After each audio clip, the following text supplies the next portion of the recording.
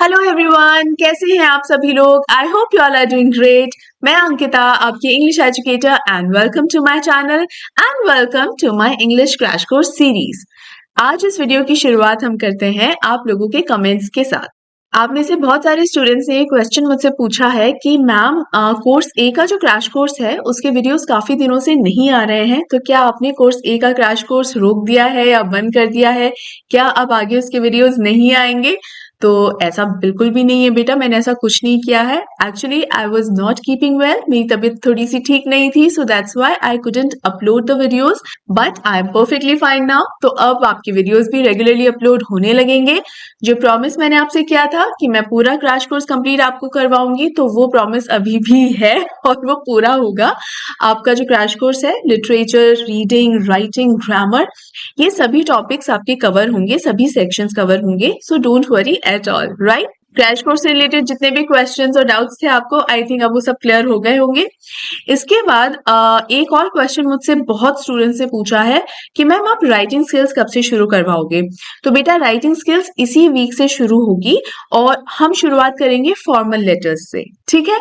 तो writing skills का भी आंसर मैंने आपको कर दिया है। नाउ आई एम श्योर कि आप लोगों के कोई डाउट्स नहीं है, क्रैश कोर्स से रिलेटेड भी नहीं है, और राइटिंग स्किल्स भी हम जल्दी स्टार्ट करने वाले हैं, तो आई थिंक वो भी अब सॉर्टेड है, ठीक है।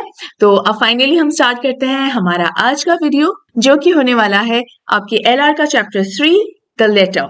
लेकिन चैप्टर स्टार्ट करने से पहले आपको क्या करना है, भूले तो नहीं ना? सबसे पहले आपको इस वीडियो को लाइक करना है, ज्यादा से ज्यादा शेयर कर देना है ताकि बाकी स्टूडेंट्स तक भी ये पहुंच सके। और अगर अभी तक मेरे चैनल को सब्सक्राइब नहीं किया है तो इसे भी सब्सक्राइब कर लीजिए, राइट। तो अब हम स्टार्ट करते हैं हमारा chapter number 3 the letter. Alright students, अब हम स्टार्ट करते हैं हमारा चैप्टर नंबर 3 द लेटर, जिसे लिखा है धूमकेतु ने। लेकिन ये इनका असली नाम नहीं है, बल्कि एक पेन नेम है। इनका असली नाम है गौरी शंकर गोवर्धन दास जोशी। अब ये पेन नेम क्या होता है? ये एक अडॉप्टेड नाम होता है, या कह सकते हैं नकली नाम, जो यूजुअली ऑथर्स इसलिए यूज करते हैं ताकि वो अपना असली नाम या असली आइडेंटिटी को छुपा सकें, राइट। पहले के जमाने में यूजुअली जो फीमेल ऑथर्स होती थी वो एक पेन नेम अडॉप्ट किया करती थी ताकि वो अपनी फीमेल होने की आइडेंटिटी छुपा सके, क्योंकि वो पेन नेम में हमेशा एक लड़के का नाम या मेल नेम जो है वो इस्तेमाल किया करती थी, ताकि जब उनका काम पब्लिश हो तो सोसाइटी के बाकी लोग उनके काम को खरीदें और पढ़ें और उनके काम को सीरियसली भी लें, क्योंकि फीमेल ऑथर्स को इतना सीरियसली नहीं पढ़ा जाता था, राइट। तो ये होता है पेन नेम। अब हम समझते हैं इस चैप्टर के टाइटल की इंपॉर्टेंस को। Yes, it is very important to know the importance of this title, क्योंकि प्रीवियस ईयर क्वेश्चन पेपर में इस टाइटल से जुड़े हुए बहुत सारे क्वेश्चंस भी आ चुके हैं, जैसे what is the importance of this title, या justify the title of this chapter the letter. Basically ये एक ऐसे पिता की कहानी है जो अपनी बेटी के लेटर के इंतजार में है और पूरी उम्मीद है उसे कि आज नहीं तो कल उसकी बेटी उसे लेटर जरूर लिखेगी, और इसी उम्मीद में ये पिता रोज पोस्ट ऑफिस जाता है। अब उसकी बेटी का खत आता है या नहीं, आता है तो कब आता है, या क्या कभी भी उसकी बेटी उसे लेटर नहीं लिखती है, ये सारी चीजें जानेंगे जब हम इस चैप्टर को पढ़ेंगे। तो चलिए जल्दी से हम स्टार्ट करते हैं हमारा चैप्टर। इस चैप्टर की मेन थीम्स को सबसे पहले समझते हैं और फिर उन थीम्स के थ्रू इस पूरे चैप्टर का एक्सप्लेनेशन समझेंगे। इस चैप्टर में बेसिकली 3 थीम्स हैं। पहली ट्रांसफॉर्मेशन, दूसरी hope and faith, and then regret. अब यूजुअली हर चैप्टर में क्या होता है, मल्टीपल थीम्स होती हैं और उनमें से एक या दो थीम जो होती है वो होती है मेजर थीम्स, और बाकी की थीम्स होती है सब थीम्स, वो उतनी ज्यादा इंपॉर्टेंट नहीं होती। लेकिन इस चैप्टर में आपको अभी जितनी भी थीम्स नजर आ रही हैं वो सारी की सारी इक्वली इंपॉर्टेंट है। ट्रांसफॉर्मेशन का मतलब क्या होता है? बदलाव।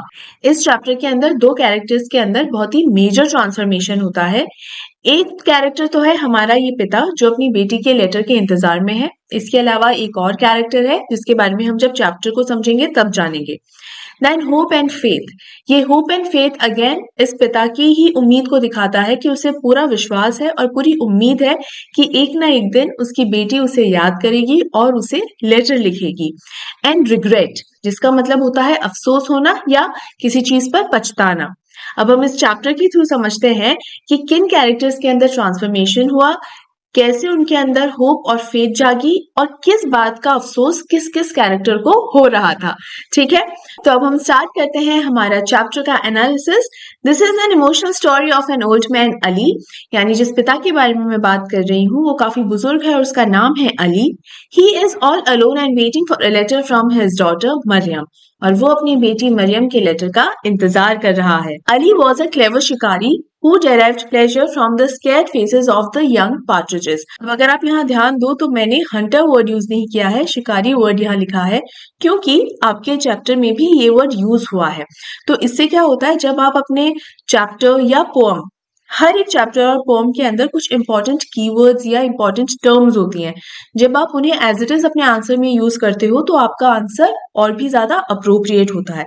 ठीक है, अपने आंसर को और ज्यादा कैसे आप अप्रोप्रिएट बनाएं, इस पर मैंने पूरा एक वीडियो भी बनाया है। In fact how to write answers in CBSE board examination, इसकी पूरी सीरीज मैंने बनाई है एक।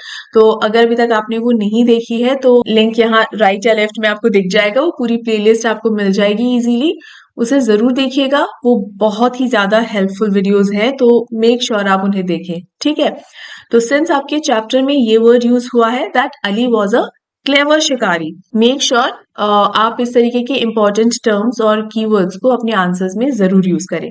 ठीक है, सो this was a pro tip. Now Ali का जो शौक था वो था शिकार करने का, कि उसे यंग पार्ट्रिजेस, पार्ट्रिजेस माने तितर, उनका शिकार करने में बहुत मजा आता था। और शिकार जब वो कर रहा होता था तो पार्ट्रिजेस के चेहरे पे जो खौफ आता था, जो डर आता था, क्योंकि इन तीतरों को भी पता चल जाता था ना कि अरे हमारा शिकारी आ गया है, अब हमें मारेगा, राइट, अब तो हम गए। तो ये जो उनके चेहरे पे जो डर आता था, वो डर देखकर हमारा अली उसे इतना एंजॉय करता था कि देखा, मैं आया और क्या डर रहे हैं एकदम ये खतरनाक। तो वो खौफ को, उस डर को अली काफी एंजॉय किया करता था। What happened next? Since his daughter got married to a soldier in a regiment in Punjab and shifted there, Ali did not hear any news from her. अब हुआ ये कि इसकी जो बेटी है मरियम, उसकी शादी हो गई और उसका जो हस्बैंड है वो पंजाब रेजिमेंट के अंदर एक आर्मी ऑफिसर है, पंजाब रेजिमेंट में है और उसकी पोस्टिंग भी पंजाब में ही है। तो मरियम भी अपने हस्बैंड के साथ पंजाब चली गई, और जब से उसकी शादी हुई है इट्स बिन 5 years, और उसने अपने पिता को एक भी लेटर नहीं लिखा है। यानी अली को अपनी बेटी की कोई खबर नहीं है, and he misses her now. ठीक है, now he realized the meaning of love and separation. अब उसे समझ में आया कि लव के मायने क्या होते हैं और सेपरेट होना, किसी से बिछड़ जाना क्या होता है। जब वो अपनी बेटी से दूर हुआ, अपनी बेटी से बिछड़ा, क्योंकि उसकी बेटी उसे लेटर नहीं लिख रही, अपनी बेटी के लिए उसको कोई खोज खबर नहीं है कि वो ठीक तो है, कैसी है। तो यहाँ एक पिता की तकलीफ दिखाई जा रही है कि जिस बेटी को वो इतना प्यार करता है, जब उससे बिछड़ गया तो उसे उसकी बहुत याद आ रही है। और इस मोमेंट पे अली को क्या समझ में आ रहा है? Now he could no longer enjoy the hunting. अब वो उस हंटिंग को बिल्कुल एंजॉय नहीं करता था, क्योंकि जब वो खुद अपनी बेटी से दूर हुआ तब उसे उस दूरी का और उस बिछड़न के दर्द का एहसास हुआ। वो सेपरेशन का पेन क्या होता है उसे तब रियलाइज किया, और तब उसे समझ में आया कि ये जब पार्ट्रिजेस को मारता था तो वो उन तितरों को भी तो अपने माँ बाप से और माँ बाप को अपने बच्चों से बिछड़ जाने की तकलीफ होती होगी, राइट? क्योंकि ऐसा नहीं है कि सिर्फ इंसानों को ही अपने बच्चों से प्यार होता है, जानवर को भी अपने बच्चों से उतना ही प्यार होता है, किसी पंछी को भी अपने बच्चे से उतना ही प्यार होता है जितना किसी इंसान को होता है। So this was the moment when Ali started regretting his actions, कि क्यों मैंने जो पार्ट्रिजेस हैं, तितर हैं, क्यों उनका शिकार किया, मुझे ये नहीं करना चाहिए था। जब अली अपने बच्चे से दूर हुआ तब उसको इस चीज का मीनिंग समझ में आया, एंड देन ही ट्रांसफॉर्म्ड, तब उसके अंदर बहुत मेजर बदलाव आए। ठीक है, from that day he had risen each morning at 4 o'clock to walk to the post office. In his whole life he had never received a letter, but with a devout serenity born of hope and faith he persevered and was always the first to arrive. अब जैसे ही अली को इस बात का एहसास हुआ कि उसने जो किया है वो गलत किया, उसे नहीं ये शिकार करना चाहिए था, उसके एक्शंस गलत थे, अब अपनी बेटी को वो बहुत मिस कर रहा है, चाह रहा है कि एक दिन तो वो आए जब उसकी बेटी उसे लेटर लिखे। इस उम्मीद में अली में बहुत मेजर चेंज आया, बहुत ही बड़ा ट्रांसफॉर्मेशन आया और उस दिन से हर रोज सुबह 4 बजे, चाहे कोई भी मौसम हो, आंधी आए, तूफान आए, ठंड का मौसम है, बारिश का मौसम है, गर्मियां हैं, कुछ भी हो, हर सुबह 4 बजे अली पोस्ट ऑफिस पहुंच जाया करता था और वो वहां पहुंचने वाला पहला इंसान होता था। सबसे पहले अली ही वहां पहुंचता था, इस उम्मीद और इस भरोसे पर कि शायद आज उसकी बेटी का लेटर जरूर आया होगा। राइट, अब आगे बढ़ते हैं कि क्या होता है। पोस्ट ऑफिस के जो बाकी लोग हैं ना, चाहे पोस्ट मास्टर हो या पोस्टमैन हो, वो सारे के सारे अली का मजाक उड़ाने लग गए। हर रोज अली वहां आ जाता था और अपनी बेटी के लेटर के इंतजार में बैठा रहता था। और ये जो पोस्ट ऑफिस एम्प्लॉयज थे ना, वो जब लेटर को डिस्ट्रीब्यूट कर रहे होते थे तो जिसके भी नाम का लेटर आया होता था उसके नाम को अनाउंस किया करते थे। तो जो नाम वो बोलते थे ना, कभी बोलते थे कमिश्नर, कभी बोलते थे सुपरिंटेंडेंट, इस तरीके से नाम लिया करते थे।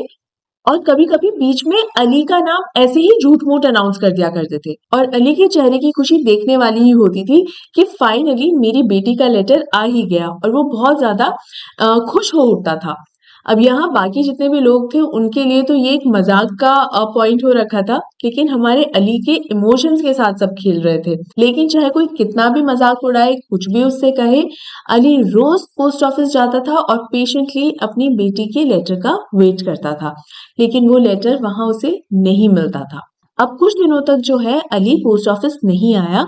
अब जो इंसान, चाहे कोई भी मौसम हो, चाहे कितनी भी सर्दी हो, गर्मी हो, जो इंसान रेगुलरली कई सालों से रोज सुबह 4 बजे पोस्ट ऑफिस पहुंच रहा है, अगर अचानक से वो कुछ दिनों तक नहीं आए तो ये डिस्कशन का टॉपिक तो होता ही है ना।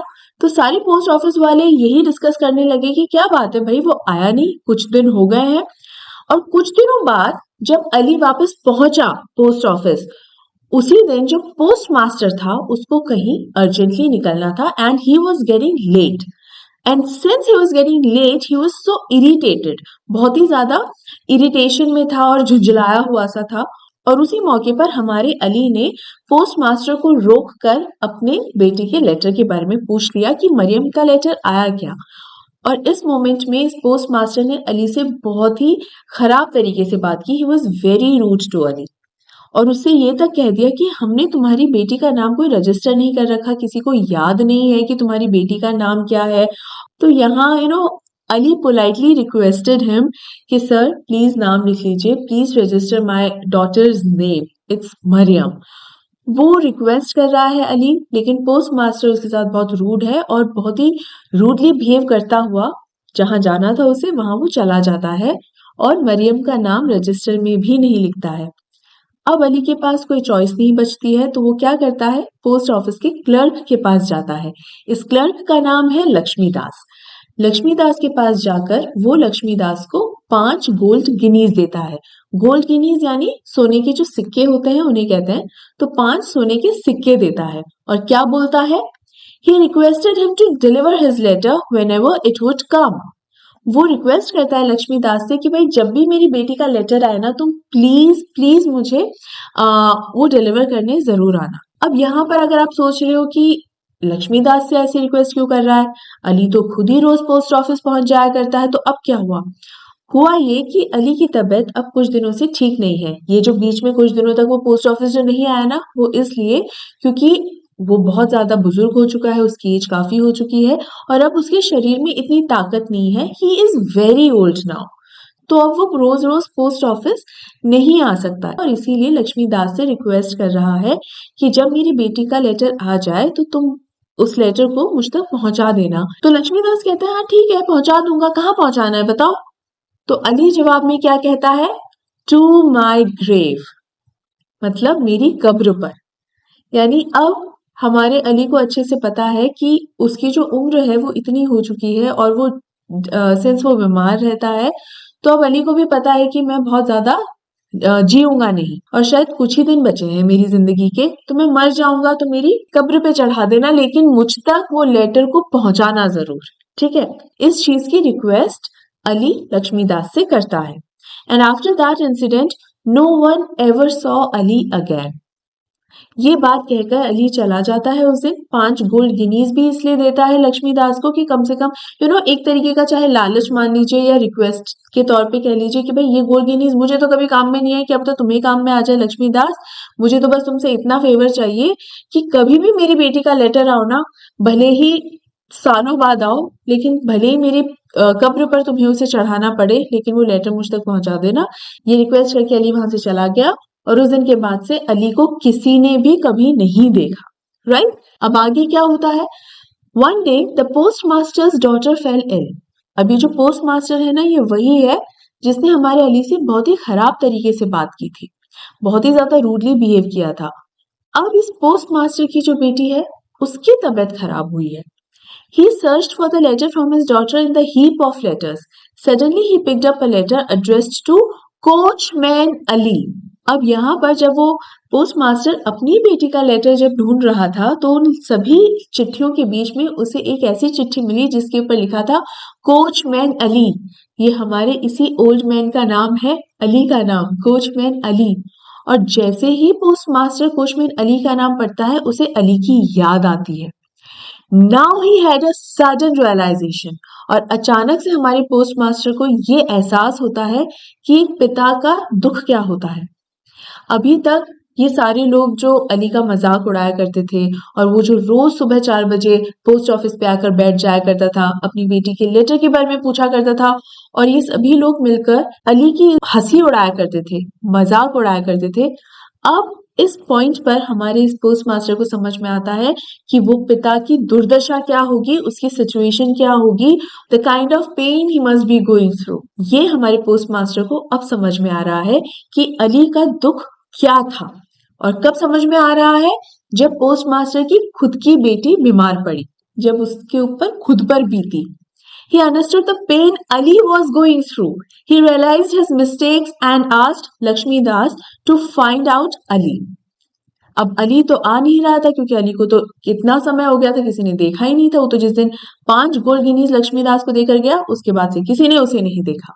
तो क्या कहता है पोस्ट मास्टर लक्ष्मीदास से कि लो ये लेटर और अली को देकर आओ। फिर उसको रोक देता है, नहीं नहीं नहीं नहीं, मत जाओ मत जाओ, तुम तो अली को यहाँ बुला कर लेकर आओ, मैं खुद अपने हाथों से ये लेटर उसे दूंगा। क्योंकि अब वो अली की तकलीफ को समझ पा रहा है ना, तो उसकी टुवर्ड्स एक सिंपैथी भी है हमारे पोस्ट मास्टर को। ठीक है कि नहीं, मैं ये लेटर खुद अपने हाथों से अली को दूंगा। The next morning, postmaster opened the door of the post office and saw Ali inclined on a stick with tears in his eyes, but suddenly he disappeared. अब यहाँ बहुत ही गजब की चीज होती है। क्या है, पूरी रात जो है पोस्ट मास्टर अली के कि कल अली आएगा, कल अली आएगा, इस एक्साइटमेंट में भी नहीं सो पाता है और अपनी बेटी को लेकर जो टेंशन होती है उस चक्कर में भी सो नहीं पाता है। तो उसकी आंख जो है सुबह जल्दी खुल जाती है, तो वो थोड़ी सी नींद में। So this was the situation of our post master. और ऐसी हालत में वो अली को देखता है कि भाई हाँ, अली आ गया है पोस्ट ऑफिस। और अली की सिचुएशन कैसी देखता है वो, कि अली एक छड़ी लेकर आया है, कि भाई बहुत बुजुर्ग हो गया है और छड़ी लेकर आया है और आंखों में आंसू भरे हुए हैं, और जो पोस्ट ऑफिस का दरवाजा है उसके एकदम सहारा लेके ऐसे खड़ा हुआ है। तो पहले तो वो देखता है अली को, उससे एक दो बातें भी करता है कि अरे अली तुम आ गए, ऐसे एक दो बातें भी करता है। और अचानक से जो है अली गायब हो जाता है। ही डिसअपियर्ड, वो गायब हो जाता है अली। तो अब गायब कहाँ होता है? Laxmidas saw everything and he was surprised to hear the postmaster call out the name of Coachman Ali who had died 3 months ago. अब हमारा जो लक्ष्मीदास है ना क्लर्क, वो पोस्ट मास्टर को अली के साथ बात करते हुए देख लेता है। वो क्या देखता है कि पोस्ट मास्टर जो है वो अली का नाम भी पुकार रहा है और उससे कह रहा है कि अरे देखो अली, तुम्हारी बेटी की चिट्ठी फाइनली आ गई है, ये लो पकड़ो तुम्हारी बेटी की चिट्ठी। ये सारी बातें कौन बोल रहा है? पोस्ट मास्टर बोल रहा है। और ये सारी बातें बोलते समय लक्ष्मीदास भी पोस्ट मास्टर को देख लेता है, लेकिन वो सरप्राइज्ड होता है। क्यों? जिस अली का नाम लेकर ये बात कर रहे हैं उस अली को मरे हुए तो 3 महीने हो गए, तो ये किसे देख के बात कर रहे हैं?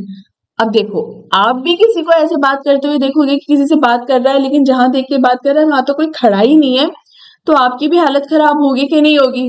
ऐसा ही कुछ हमारे लक्ष्मीदास के साथ भी हुआ। वो थोड़ा सा घबरा गया कि ये क्या हो रहा है, लगता है नींद में ही है अभी तक हमारे पोस्ट मास्टर। लेकिन कुछ समय बाद लक्ष्मीदास जो है पोस्ट मास्टर को सारी सिचुएशन एक्सप्लेन कर देता है। क्या कहता है?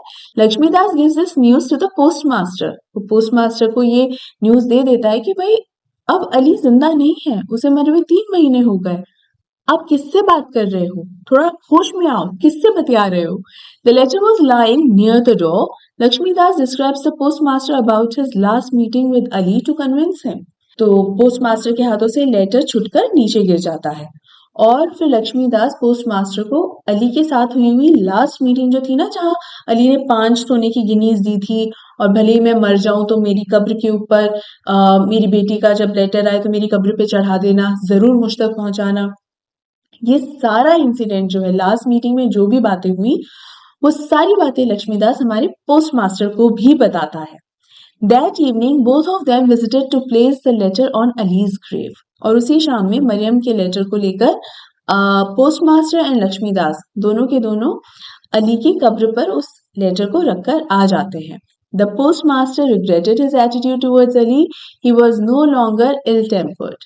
अब यहाँ पर जैसा कि मैंने बताया, हमारा पोस्ट मास्टर जो है उसे अपने किए पर बहुत अफसोस हो रहा था कि उसे इस तरीके से खराब तरीके से बात नहीं करनी चाहिए थी अली के साथ।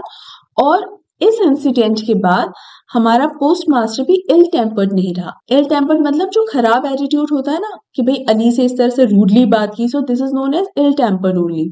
तो यहाँ पर हमारी ट्रांसफॉर्मेशन और रिग्रेट की थीम एक बार फिर से सामने आती है। तो ये है दो लोगों के ट्रांसफॉर्मेशन एंड रिग्रेट की स्टोरी। पहला रिग्रेट होता है हमारे अली को, कोचमैन अली, जिसे इस बात का अफसोस है कि क्यों मैंने पार्ट्रिजेस की जान ली और क्यों उन्हें अपने माँ बाप से दूर किया। और इस बात का एहसास उसे तब होता है जब वो खुद अपनी बेटी से दूर हो जाता है और जब उसको अपने किए पर अफसोस होता है, रिग्रेट होता है। वो एहसास, वो अफसोस का एहसास और अपनी बेटी से दूरी का एहसास और वो जो दूरी का जो दुख होता है, वो अली को एक अलग ही इंसान में ट्रांसफॉर्म कर देता है। एक ऐसा इंसान जो अब हंटिंग को जरा भी इंजॉय नहीं करता है and he is a different person now. ठीक है, सो this is the first transformation and first regret. And second transformation and regret is of the post master, कि उसको इस बात का बेहद अफसोस है कि क्यों मैंने अली से इतनी खराब तरीके से बात की, why I was so rude to Ali. और ये बात का एहसास उसे कब होता है? जब वो उसकी खुद की बेटी बीमार पड़ती है, right? And then he again transformed, वो भी बदल जाता है। जहां उसका बहुत ही रूड एटीट्यूड था, जहां उसे दूसरों के दुख में मजाक सूझता था, जहां वो अली की सिचुएशन का मजाक बनाया करता था, वो पूरी तरीके से चेंज हो गया and now he is not an ill tempered person anymore. ठीक है, तो अली को वो लेटर मिलता है जिसका उसने बेसब्री से इंतजार किया, अपनी बेटी का लेटर, लेकिन तब जब वो जिंदा ही नहीं था। वो लेटर तब पहुंचा जब अली मर चुका था, उसकी कब्र पर वो लेटर पहुंचा। राइट स्टूडेंट्स, तो ये था हमारा चैप्टर एक्सप्लेनेशन। अब हम देखते हैं कि इस चैप्टर का क्या मैसेज है। The message of this chapter is that the human beings are transformed into better beings by suffering and then only regret remains। कि हम इंसानों के अंदर बदलाव जो आता है, जैसे अगर हम पोस्ट मास्टर और अली की बात करें तो ये ट्रांसफॉर्म हुए, लेकिन क्यों हुए? जब उन्होंने सफरिंग की, यानी जब उन्हें भुगतना पड़ा। और उन्होंने भुगता क्या? कि अली ने क्या झेला है? अपनी बेटी से दूरी, वो सेपरेशन झेला है कि उसे अपनी बेटी की कोई न्यूज ही नहीं है। और अगेन पोस्ट मास्टर को भी अपनी बेटी की कोई न्यूज ही नहीं है और उसकी बेटी जो है वो बीमार है। तो दोनों ही पिता की एक हेल्पलेसनेस दिखाई गई है कि दोनों ही पिता मजबूर हैं, अपनी बेटियों से प्यार बहुत करते हैं लेकिन कुछ कर नहीं पा रहे हैं उनके लिए, राइट? तो जब उन्होंने ये चीजें भुगती और जब उन्होंने ये चीजें झेली, तब कहीं जाकर उन्हें एक अफसोस हुआ अपने किए पर कि हमने ऐसा क्यों किया। और जब उन्हें ये अफसोस हुआ, उस अफसोस के बाद उनको एक रियलाइजेशन हुआ कि हमें ये नहीं करना चाहिए था। और ये नहीं करना चाहिए था, अली के केस में क्या था? हंटिंग, शिकार। और पोस्ट मास्टर के केस में था अली से रूडली बिहेव करना कि हमें ये नहीं करना चाहिए था, और इन दोनों को ही अपने किए पर इतना रिग्रेट था कि इन दोनों ही कैरेक्टर्स में एक बहुत ही स्ट्रॉन्ग ट्रांसफॉर्मेशन देखने को मिला कि अली ने हंटिंग छोड़ ही दी, कि जो हंटिंग उसके शरीर में खून की तरह बहती थी उस हंटिंग को छोड़ दिया, और यहाँ पोस्ट मास्टर में ये ट्रांसफॉर्मेशन आया कि वो एक बेहतर इंसान बन गया, वो इल टेम्पर्ड नहीं रहा। So this is the message of this chapter, of this story, right? अब बेटा हम देख लेते हैं कुछ important questions from this chapter.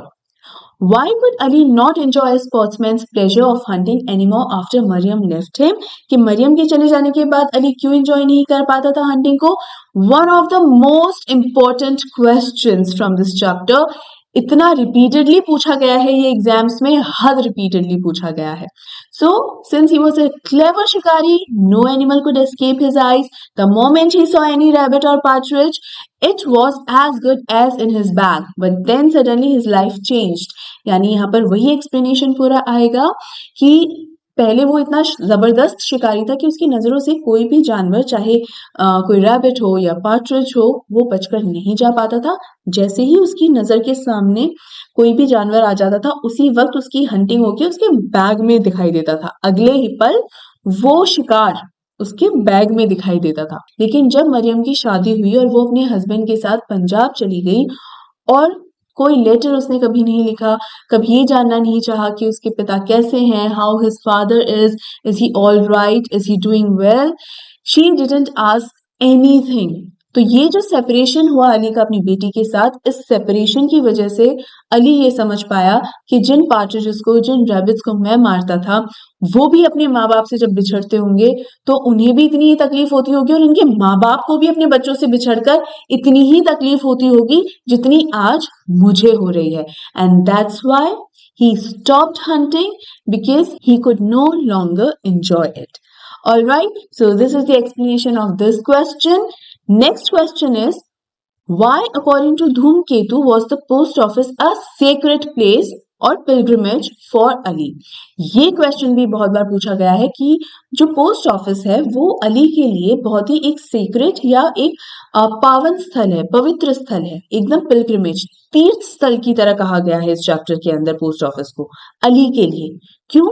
क्योंकि ये वो जगह है जहां रोज सुबह 4 बजे वो पहुंच जाता था without any failure. When Ali's only daughter Maryam married and went away, he realized the pain of separation and understood the loneliness and grief. He was all alone. वो एकदम अकेला था, दुखी भी था क्योंकि उसे अपनी बेटी से कोई बात नहीं हो पा रही थी. So he was very, very sad. And it had been 5 years and he was anxious to receive a letter. News of well-being from his daughter. बस इतना सा उसे पता चल जाए कि मेरी बेटी बिल्कुल ठीक है, लेकिन 5 सालों से उसे ऐसी कोई खबर नहीं मिली. So he would visit the post office daily as a ritual in the hope of receiving a letter from Maryam. कि एक रिवाज की तरह, एक रस्म की तरह वो रोज रोज उस पोस्ट ऑफिस में जाया करता था, चाहे कोई भी मौसम हो, चाहे कैसी भी सिचुएशन हो, कुछ भी हो. लेकिन हमारे अली को अगर पोस्ट ऑफिस जाना है तो जाना है डेली एट 4 AM.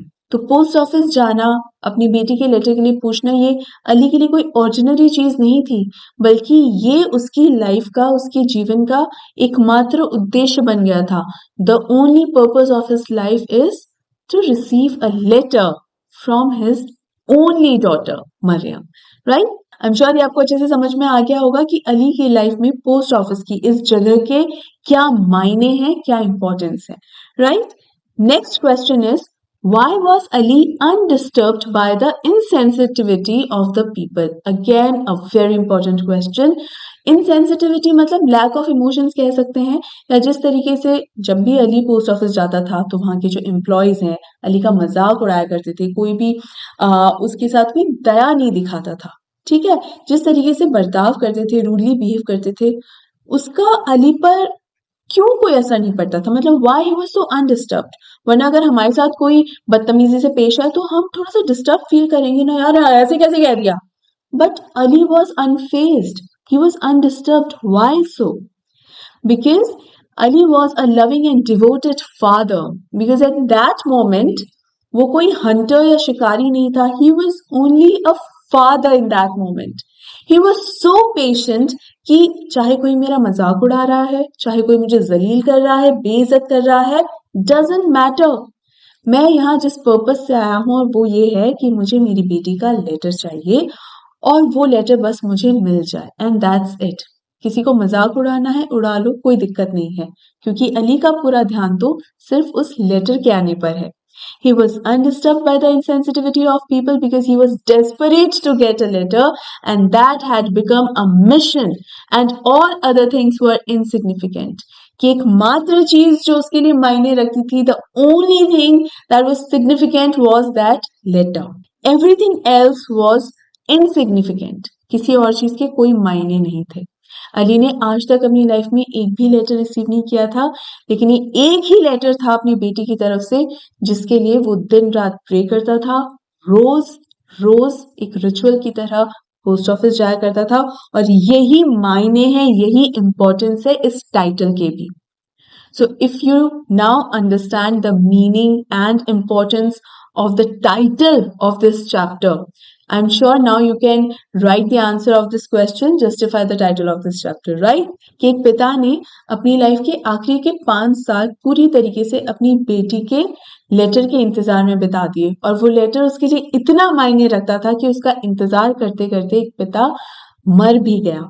और वो लेटर जब पहुंचा तो कहाँ पहुंचा? उसकी कब्र पर, कि उस लेटर को पढ़ने के लिए अली जिंदा तक नहीं था. Right? So this is the importance of this letter, and this is the importance of this title.